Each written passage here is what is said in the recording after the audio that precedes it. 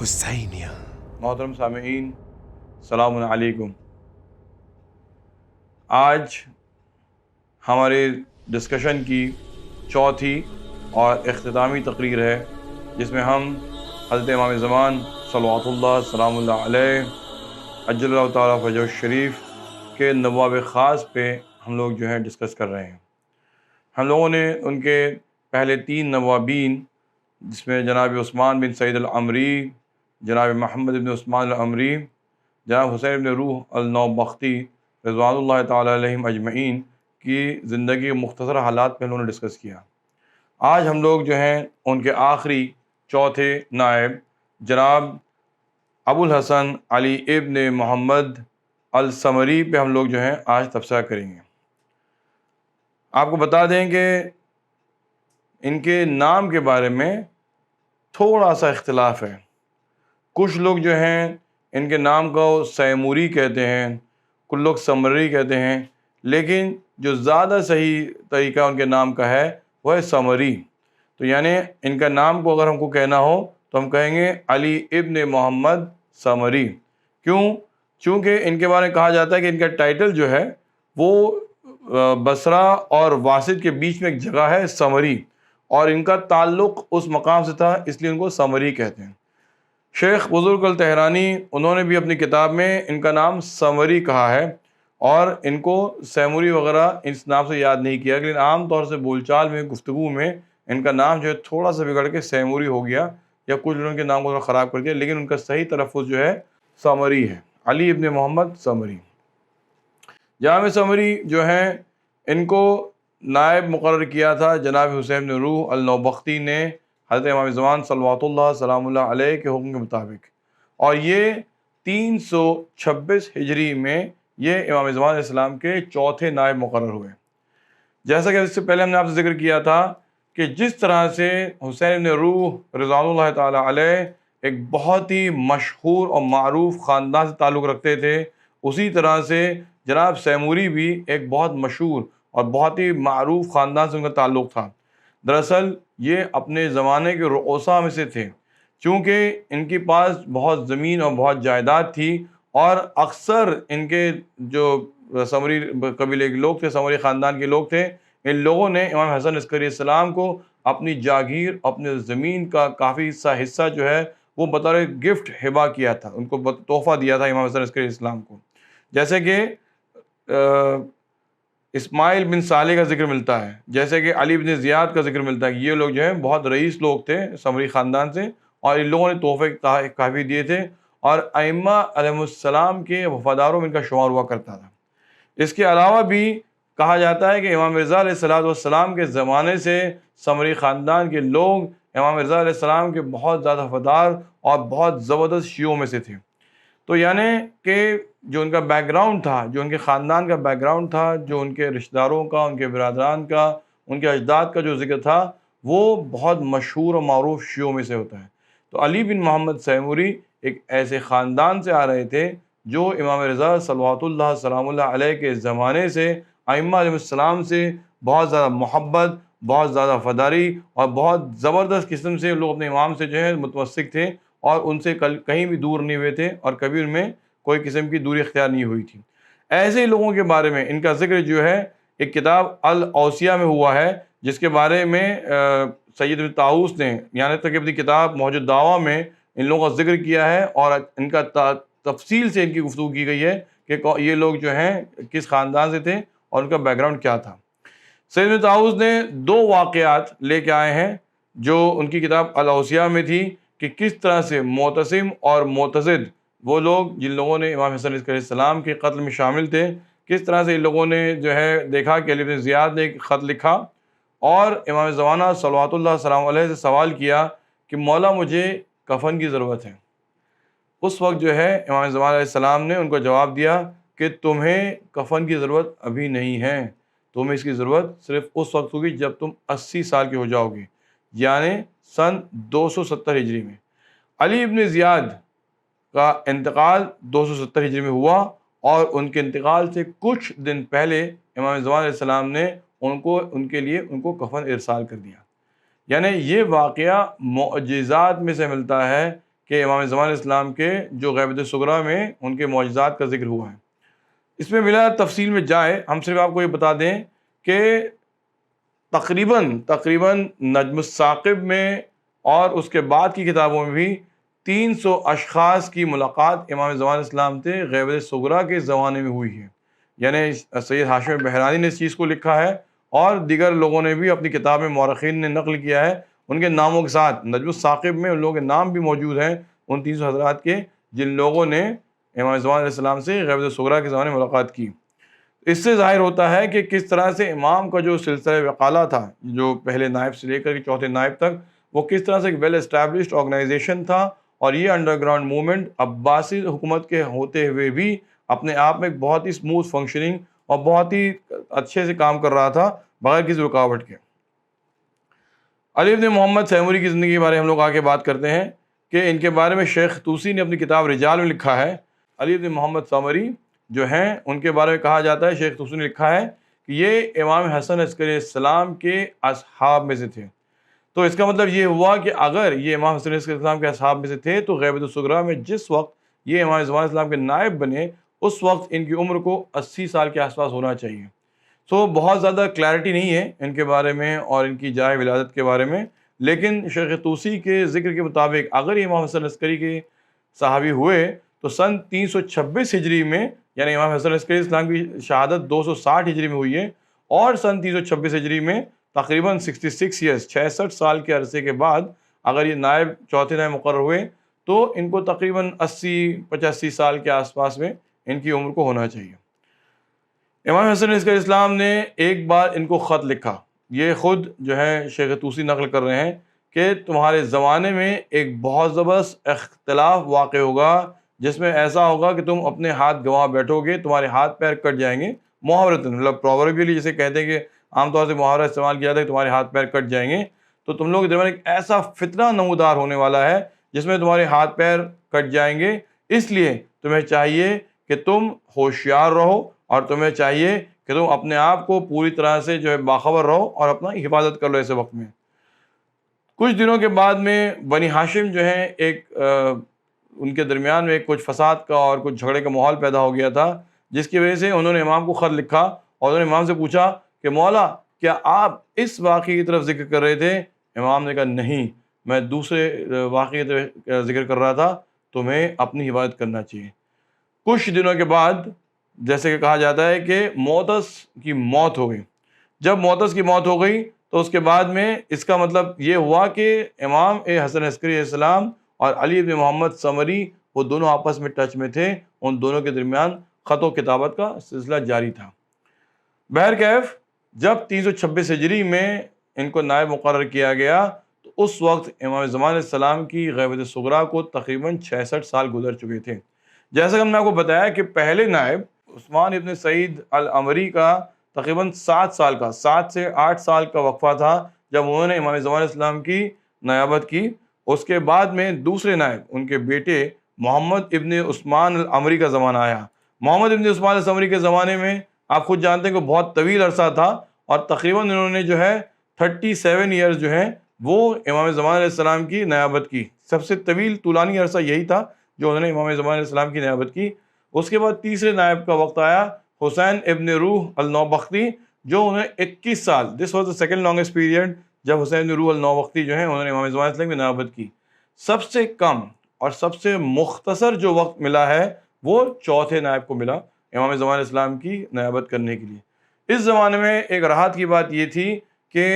علی بن محمد سیموری کو سب سے کم اختلاف اور سب سے کم پریشانی کا سامنا کرنا پڑا۔ ان کی جیسے کہ تیسرے نائب کے زمانے میں محمد علی شلمغانی تھے، اور پہلے اور دوسرے نائب کے زمانے میں جو دوسرے مخالفین تھے، اور اکثر لوگوں کے بیچ جو ہے حکومت کی طرف سے بہت سی رکاوٹیں تھیں۔ اس قسم کی پریشانیوں کا سامنا جناب سیموری کے یہاں پہ نہیں ہوا۔ ان کا زمانہ اکثر پرسکون کا تھا، اور جیسا کہ لگ رہا تھا کہ یہ حالات اب کافی نارملائز ہو گئے ہیں، چونکہ پہلے 3 نوابین نے اس معاملے کو کافی حد تک نارمل کر دیا ہے اور کافی اسٹیبل ہو گیا ہے، معاملے میں کافی استقامت پیدا ہو گئی ہے، اور اب لوگ امام سے تعلق میں آ گئے ہیں، اور شیعہ اپنے امام زمان علیہ السلام کی خیبت میں اب ایک نارمل زندگی جو ہے وہ گزار سکتے ہیں۔ ہم سے ذکر کرتے ہیں کہ شعبان کے آخری دنوں میں غالباً 9 شعبان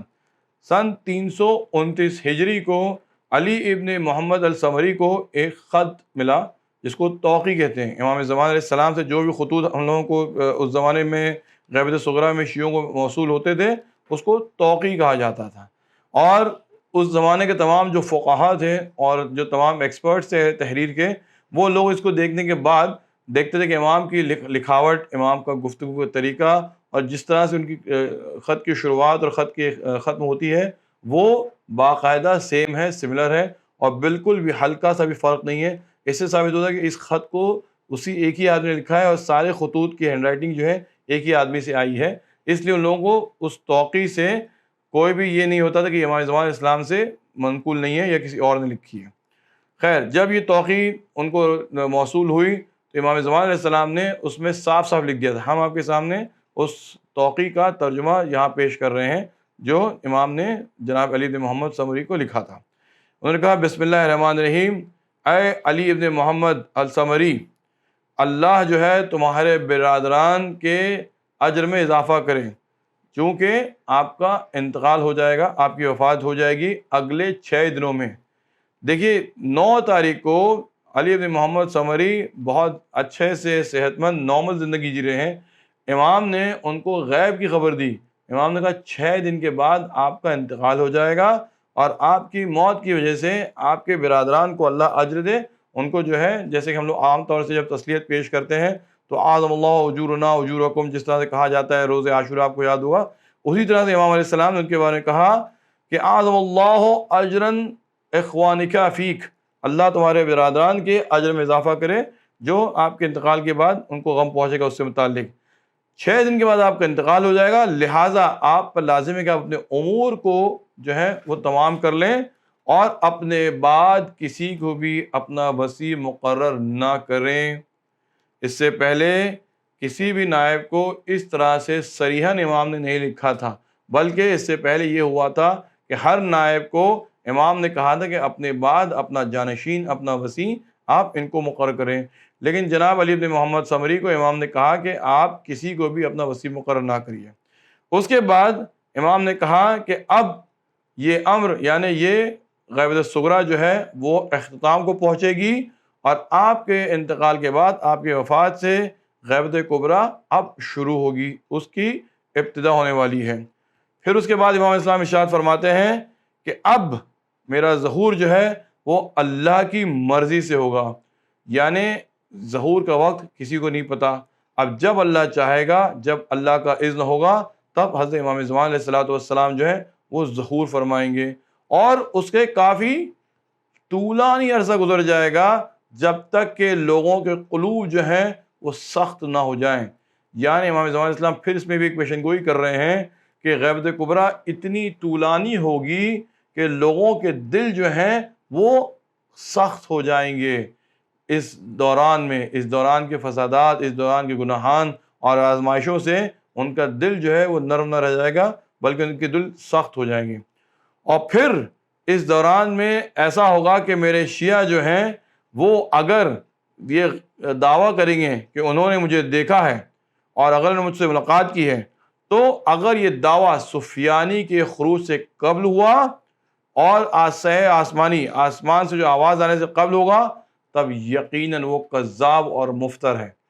امام زمان اسلام نے صاف صاف کہا کہ کوئی بھی شخص اس بات کا دعویٰ غیبت کبریٰ میں نہیں کر سکتا کہ وہ شخص نے مجھے دیکھا ہے یا اس شخص سے میری ملاقات ہوتی ہے۔ اور یہ امام نے کہا کہ اگر کوئی شخص آ کے ایسا دعویٰ کرے تب وہ کذاب ہے اور وہ مفتر ہے، اور تب امام نے اس کے بعد میں اپنی توقی کو ختم کیا، لا حول ولا قوت الا باللہ العلی العظیم۔ یہ توقی جو ہے کئی علماء نے اپنے کتابوں میں اس کو نقل کیا ہے، اور اس کا متن، اس کا جو ٹیکسٹ ہے وہ کامن ہے، سیم ہے، اور اس میں کوئی تبدیلی ہے، اس میں ذرا سی بھی اس کے اندر فرق نہیں پایا جاتا ہے۔ شیخ طبرسی نے اس کو لکھا ہے اور دیگر علماء نے اس کو جو ہے کہا ہے کہ یہ توقی ان کی کتابوں میں موجود ہے اسی طرح سے۔ اس کے بعد ایک واقعہ ملتا ہے کہ کچھ لوگوں نے آ کر کے جناب علی بن محمد سمری سے سوال کیا۔ یہ واقعہ جو ہے منتخب الاثر میں آیت اللہ لطف اللہ صافی گل پیگانی نے لکھا ہے، نجم الثاقب میں جو ایک محدث نوری لکھ چکے ہیں، اور دیگر کتابوں میں آپ کو واقعہ بعین ہی اسی طرح سے مل جائے گا۔ جناب سمری صاحب سے ملاقات کی اور کہا کہ آپ کے بعد آپ کا جانشین کون ہوگا، تب جناب سمری نے ان کو وہ توقع دکھا دی. ان لوگوں نے اس توقع کی نقل کی اور اس کو اپنے ساتھ لے گئے. اس میں سب سے امپورٹنٹ بات یہ تھی کہ 6 دن کے بعد ان کو دیکھنا تھا کہ جناب سمری کا انتقال ہوتا ہے کہ نہیں. تو جب وہ لوگ 6 دن کے بعد لوٹ کے آئے تو انہوں نے دیکھا کہ جناب سمری جو ہیں وہ اپنے بستر مرگ پر ہیں اور ایک دم آخری وقت میں ہیں. تو جب ان سے لوگوں نے سوال کیا کہ آپ کا وصی کون ہے، من وصیوں کا، جناب سمری نے جو جواب دیا بہت ہی انٹرسٹنگ جواب تھا. انہوں نے کہا للہ امر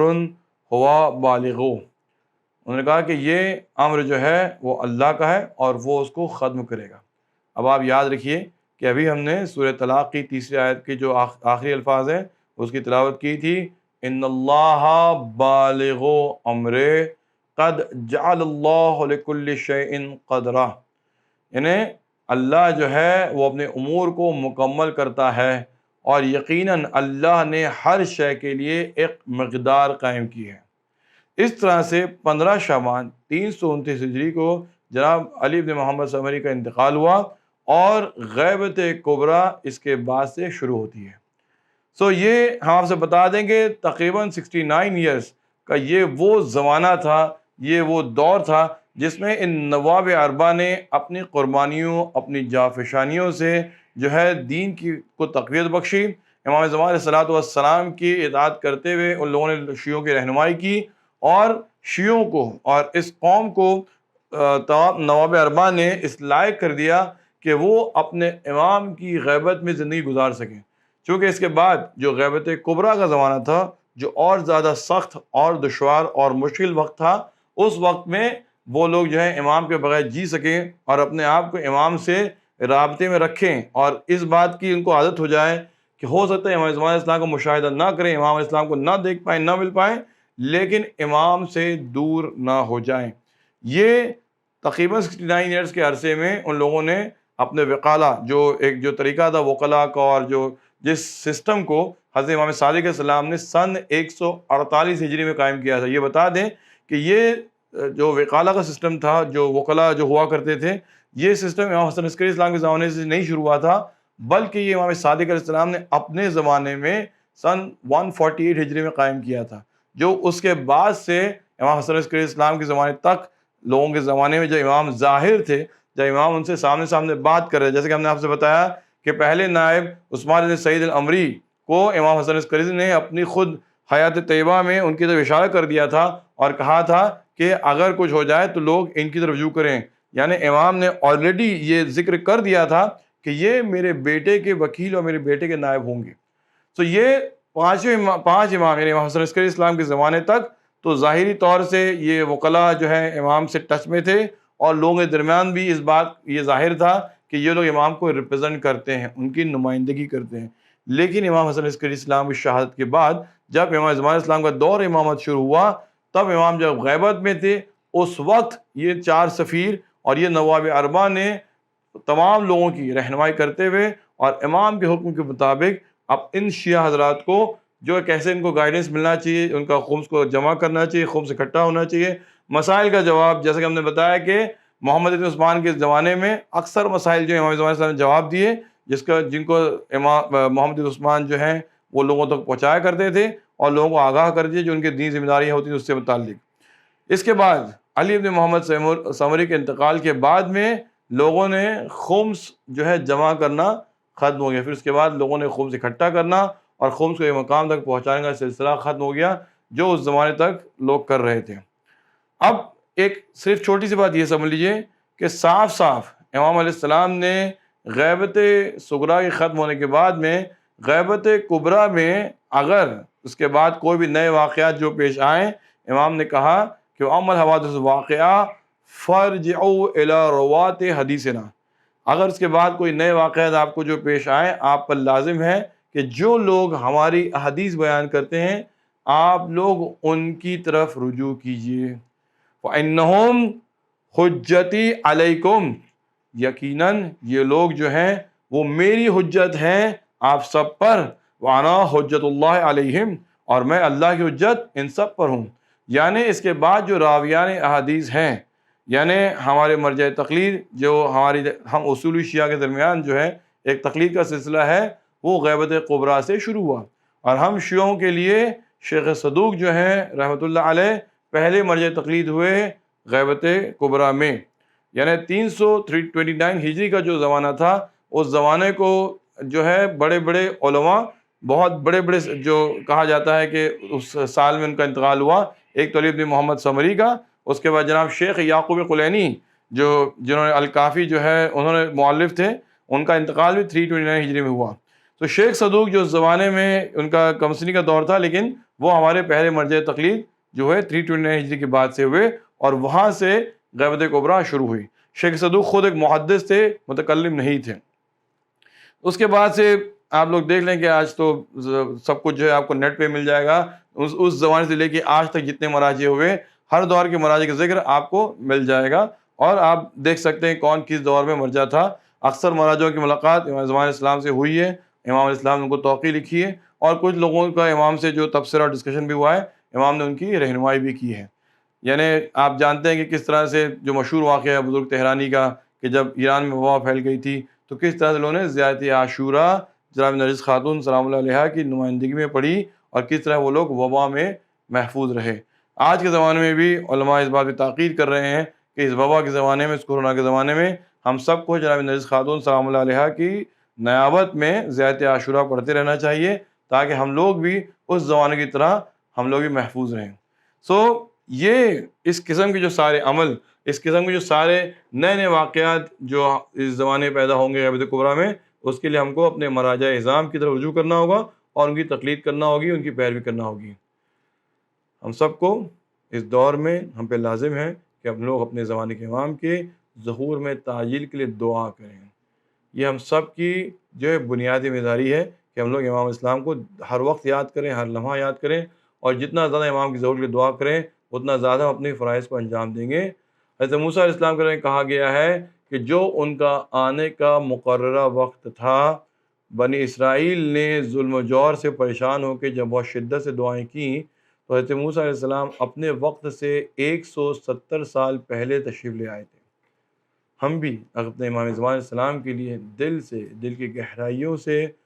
پورے خلوص اور پورے خضوع و خشوع کے ساتھ جب دعا کریں گے، ہمارے امام وقت علیہ السلام بھی اس سے جلد اپنے وقت سے پہلے ظہور فرمائیں گے، کہ جیسے امام نے توقیع میں ذکر کیا کہ اب میرا ظہور اللہ کے اذن سے ہوگا، اللہ کی مرضی سے ہوگا۔ اس لیے آئیے ہم سب دعا کریں کہ امام زمان علیہ السلام کے ظہور میں اللہ تعجیل کرے۔ اللہم کل ولیک الحجۃ بن حسن صلواتک علیہ وعلی آبائہ فی ھذہ الساعۃ فی کل ساعۃ ولی و حافظ و قائد و ناصر و دلیل و عینہ حتیٰ تسکن وردک طوعا تمتع فیہا طویلا۔ اللہم عجل ولیک الفرج وجعلنا من انصارہ وعوان خدامہ ولا تجعلنا من اعدائہ بحق محمد وآلہ الطاہرین۔ السلام علیکم ورحمۃ اللہ وبرکاتہ۔